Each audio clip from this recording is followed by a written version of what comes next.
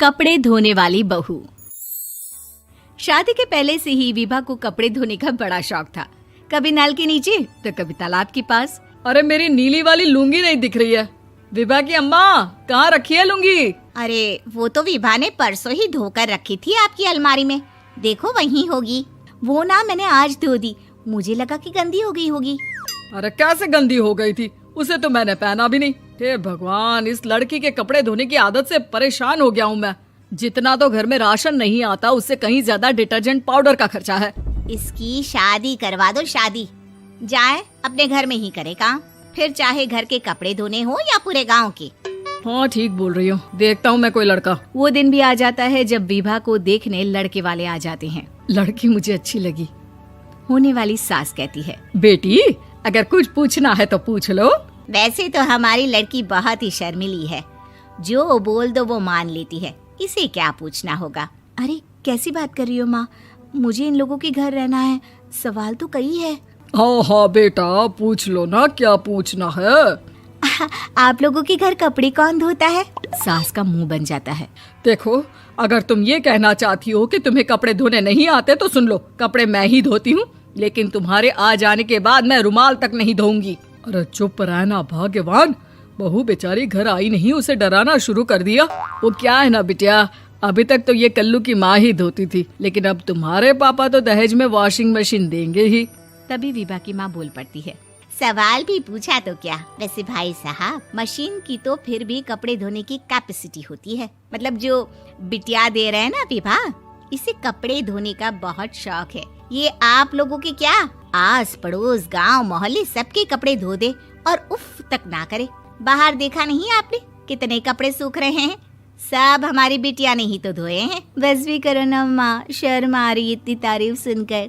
और तो और एक दाग निकाल कर दिखाओ तो मान जाओ। हाँ अच्छा, माफ करना बेटा, मैंने गलत समझा। हमें तो रिश्ता बहुत पसंद है। और ऐसे जुड़ जाता है रिश्ता कपड़े धोने का शौक रखने वाली विभा का। उसकी शादी हो जाती है कोयला फैक्ट्री में काम करने वाले कल्लू के साथ। शादी के बाद अचानक विभा चिल्लाती हुई सास के पास आती है। सासू माँ, अरे सासू माँ कहाँ है आप? ये तो धोखा है, धोखा दिया आप लोगों ने मुझे। इसे ससुर के चक्कर के बारे में पता चल गया। अरे तो उसमें तुझे क्यों धोखा मिला है? अरे नल में पानी नहीं आता, कपड़े कैसे कब धुलेंगे? अच्छा, तू पानी नहीं आ रहा उसकी बात कर रही है। तो आपने क्या सोचा? कुछ नहीं। अच्छा, तेरी माँ ने कहा था कि कपड़े धोने का शौक है तुझे, याद आया मुझे। शौक बोलकर कपड़े धोने वाले मेरे जुनून को कम ना आके सासू माँ, कपड़ा धोना मेरा गुरूर है। तभी पति भी वहाँ आ जाता है। अभी मैंने इसे सनी देओल की फिल्म दिखाई है, उसी के डायलॉग मार रही है माँ। अच्छा सुन, साफ साफ बता रही हूँ, पानी सुबह 4 से 6 और शाम को 10 से 12 आता है, समझी? विभा टाइमिंग सुनकर हैरान हो जाती है। ये क्या भूतों का मोहल्ला है? सुबह 4 बजे उठकर कौन कपड़े धोता है? 4 बजे टंकी में पानी जाता है, फिर सारा दिन धोना ना, किसने मना किया? अरे कैसी बात कर रही हैं? 200 लीटर की टंकी में कितने कपड़े धो लूंगी मैं? सुबह ही उठ जाऊंगी मैं। अब क्या था, विभा सुबह 4 से लेकर रात के 12 बजे तक कपड़े ही धोती रहती। एक रोज सास पड़ोस से निकलकर कहीं जा रही होती है कि साथ वाली कहती है, हाँ कल्लू की माँ, जरा ये बताओ कि 2 साड़ी है, 2 ब्लाउज और एक पेटीकोट और एक नाड़े वाला लंबा कच्छा। हाँ तो? अरे तो क्या, कितना लोगी धुलाई ये बताओ। धोबन दिख रहे हैं हम क्या? हमारे पति सरकारी नौकरी से अभी रिटायर हुए हैं और बेटा सुपरवाइजर है कोयला फैक्ट्री में। धोबन समझ रखा है हमें? हाय रे कल्लू की अम्मा, माफ कर दो, वो तो मोहल्ले में यही सब बता रहे थे कि तुमने बहू को कपड़ा धुलवाने के काम में लगा दिया है। सास को पड़ोसन की बात सुनकर गुस्सा आ जाता है। वो घर पहुंचती है जहां घर के बाहर ही इतने सारे कपड़े सूख रहे होते हैं जितने कि किसी धोबन के घर पर। अरे ओ कल्लू की दुल्हन, बाहर निकल। माँ जी यहीं आ जाओ, बाथरूम में चादर धो रहे हैं हम। अरे अभी हम धोते हैं, तुमको बाहर निकलो। ये आस पड़ोस वाले बोल रहे हैं कि हम बहू से कपड़े धुलवा कर उसे कपड़ा धोने वाली बना दिए हैं। अरे छोड़ो ना माँ जी, किन लोगों की बातों में आती हो? आस पास के लोगों का तो काम ही होता है कि वो किसी तरह सास बहू को लड़ा दे। बहू सारे घर के कपड़े धोती है, ये क्या कम है? बोलिए। सास को भी लग जाता है कि वो बहू का ये सनकीपन नहीं छुड़वा सकती, इससे अच्छा है कि खुद ही चुप हो जाए।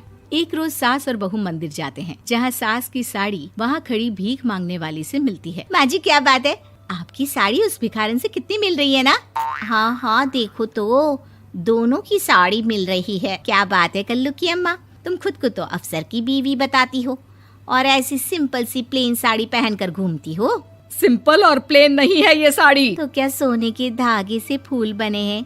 कुछ भी सासू माँ, कुछ भी। हाँ बने थे इस साड़ी में सोने के धागे से फूल। मेरे पति लेकर आए थे मद्रास से स्पेशली मेरे लिए 10,000 की। ताहे भाई साहब इस भिखारन के लिए भी सेम टू सेम साड़ी लेकर आए होंगे 10,000 की। सास उस वक्त तो कुछ नहीं कहती, लेकिन बहू के साथ घर आती है और अलमारी से एल्बम निकाल कर लाती है। ये साड़ी देख रही है, ये वही साड़ी है जिसे मैंने अभी पहना था। इस साड़ी में ये जो चमकदार फूल दिख रहे हैं ना, ये सोने के धागों से काढ़े गए हैं। लेकिन तू लोकल वॉशिंग मशीन ब्रश से घिस घिस कर सारे फूलों को निकाल कर साड़ी प्लेन कर दी। मुझे माफ कर दीजिए सासू माँ। और तो और, जब मैंने तुझे तेरी गलती के लिए कुछ नहीं कहा, लेकिन तूने तो सबके सामने मेरा मजाक ही बना दिया। क्यों? बहू को समझ में आ जाता है कि अब से उसका कपड़े धोना बंद।